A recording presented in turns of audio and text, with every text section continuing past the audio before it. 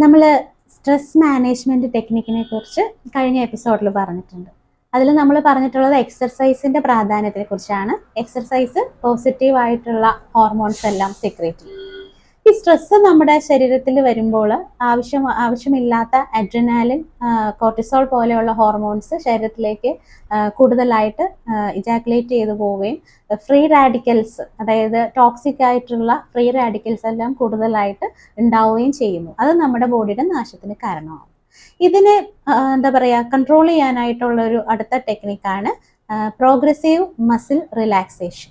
അതായത് നമ്മൾ സ്ട്രെസ് വരുമ്പോൾ നമ്മുടെ മസിൽസ് എല്ലാം കണ്ടമാനം ടൈറ്റായി, ബോഡി ഹീറ്റ് കൂടി മസിൽസ് എല്ലാം ക്രമേണ മസിൽസ് എല്ലാം കണ്ടിന്യൂസ് ഒരു ടൈറ്റ്നെസ്സിലേക്ക് വരും.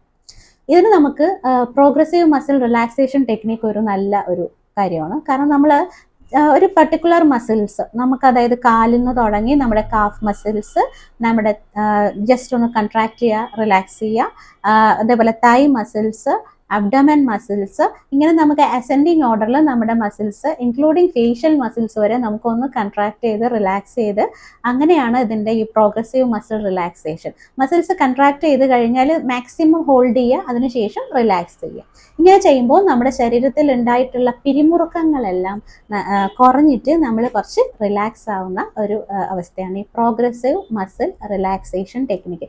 നമുക്ക് പെട്ടെന്ന് നമുക്കിപ്പോൾ ഒരു വർക്കിൻ്റെ സമയത്ത് നമുക്ക് കണ്ടിന്യൂസ് ആയിട്ട് പ്രഷർ വന്നു, നമ്മൾ ഭയങ്കരമായിട്ട് ഹീറ്റ് ആയിട്ടിരിക്കുന്ന സമയത്ത് ഒരു 5 മിനിറ്റ്സ് എടുത്തിട്ട് നമുക്ക് ഈ progressive muscle relaxation technique use ചെയ്താൽ നമുക്ക് നമ്മുടെ മസിൽസ് ഒക്കെ റിലാക്സ് ചെയ്യുകയും നമുക്ക് ശരിക്കും ബ്രീത്ത് എടുക്കാനായിട്ട് ഒരു തോന്നുകയും അത് നമ്മുടെ ബ്രെയിനിന് ക്ലിയർ ആവുകയും നമുക്ക് ഇനി എന്താണ്, നമുക്ക് എന്താ പറയുക, ഒരു ക്ലാരിറ്റി, തോട്ടിനൊരു ക്ലാരിറ്റി കൊണ്ടുവരാനായിട്ട് സാധിക്കുന്നതാണ്.